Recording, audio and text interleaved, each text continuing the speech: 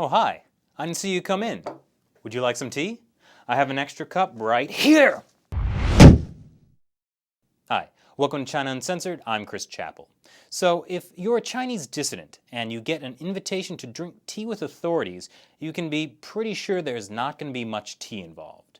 It's sort of like when Chinese police burst into the home of activists in the middle of the night to suggest they go on a vacation and get out of Beijing for a couple of days during politically sensitive events.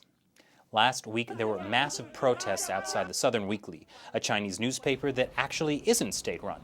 The paper had tried to run an article calling for a constitutional government, but then the local propaganda chief, Tuo Jun, took it upon himself to make a slight edit.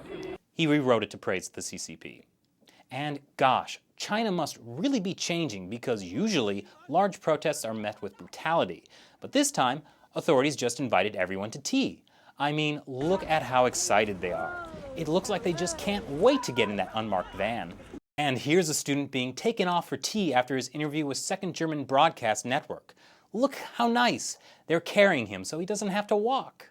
It must have been quite the tea party because they even invited celebrities. Taiwanese singer Annie Yi also spoke out on behalf of Southern Weekly, and someone must have been listening because she later said on her Weibo, which is like a Chinese Twitter, that authorities also invited her to drink tea. That was before a bunch of her Weibo posts were mysteriously taken down. In fact, at least 20 people have been invited to drink tea with authorities in relation to the Southern Weekly incident alone, including famous Beijing entrepreneur Li Kai-fu and property developer Ren Zhiqiang. Tea drinking began in China 4,000 years ago and plays a huge role in Chinese culture. That's probably why authorities can't get enough tea parties. In fact, to help them out, they've recently made a new law that internet providers and social media sites have to register the real names of users.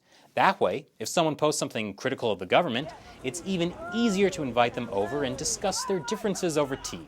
How civilized.